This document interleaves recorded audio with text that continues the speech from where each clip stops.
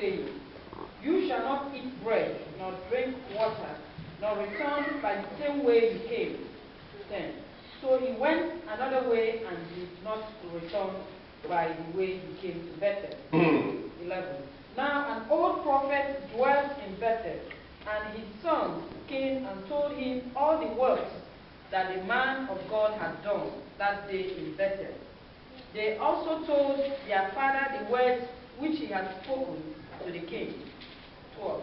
And their father said to them, Which way did he go? For his sons had seen which way the man of God went, who came from Judah. 13. Then he said to his sons, Saddle the donkey for me.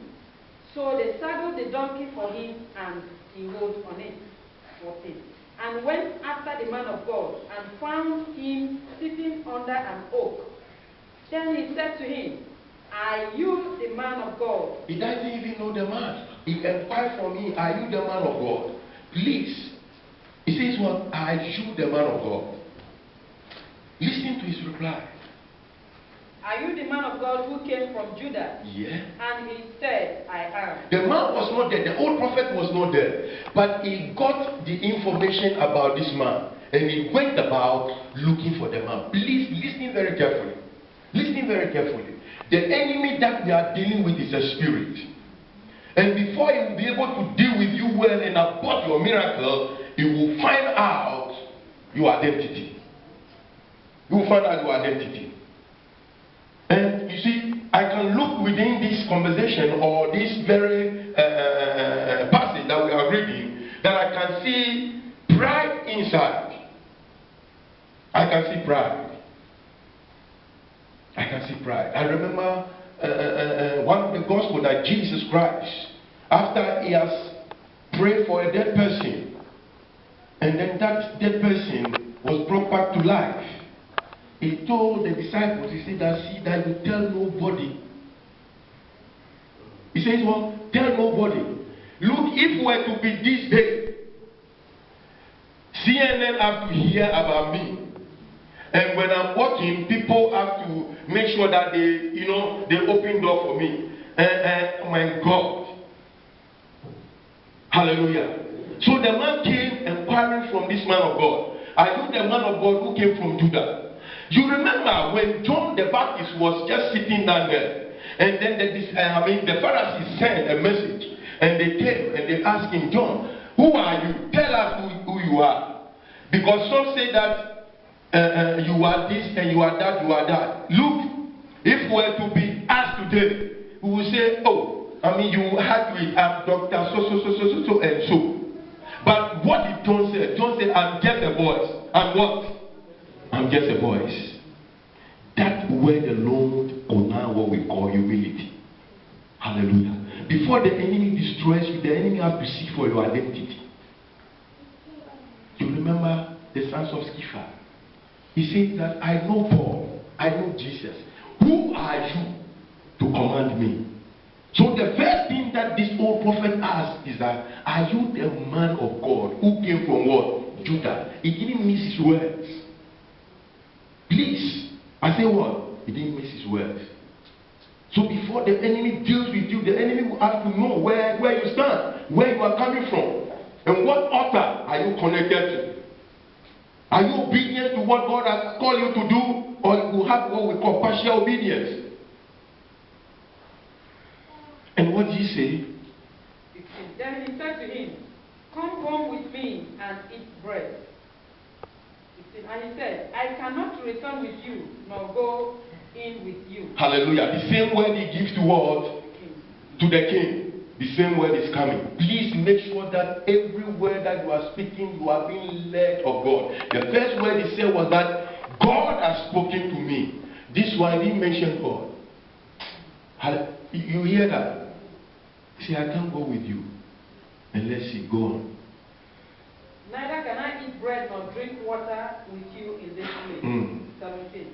For I have been told by the word of the Lord, yes, you shall not eat bread nor drink water there, nor return by going the way you came. 18. He said to him, I too am a prophet. I say I too.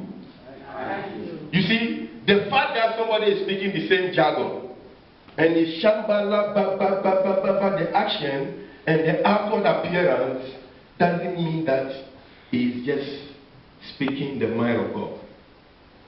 Hallelujah.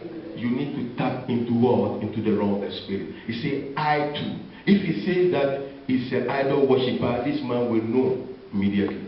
In those days, when I was growing up, please, you will see the fetish priests when you see them outside. Do you know why? Because they have white wrapper here, and then they wear some beads here, and then they have things, and when they come, you will see them. But today, what do we see? We see them in suits with their portfolio, and they have the Bible. Hallelujah. The man say, I do. I'm a man of God. I'm a prophet like you. And if you say God has spoken to you, me to God, my God, you will hear it. Hallelujah. Please, you need to hear in the realm of the spirit and be connected very well, or else you will abort the blessings. The assignment that God has given to this man, he went there all right. He just was executed assignment. There were miracles that happened that proved that God has sent him. But at the end of the day, he missed it. Why? Because he was not what? Focused, and he was not listening to the Spirit of God. Anytime that somebody comes and he says that, me too, I am Jesus Christ, please consult the scriptures. Because the Bible says that in the last days, many shall come and say that I am Christ. Hallelujah. And they shall show great signs and wonders, insomuch that if it were possible, they shall deceive the very elect. The man is on the way to what? To deceit. The greatest weapon that the enemy uses is deception. And if you are not dealing with it in the realm of the spirit to understand what God has told you from the beginning, you will miss it. Because when God says yes and God says no, God knows what he's saying. Hallelujah. The Bible says that God is not a liar. God cannot lie. And if God has told you not to eat here, and somebody is persuading you to go and eat, will you obey that voice or you obey God?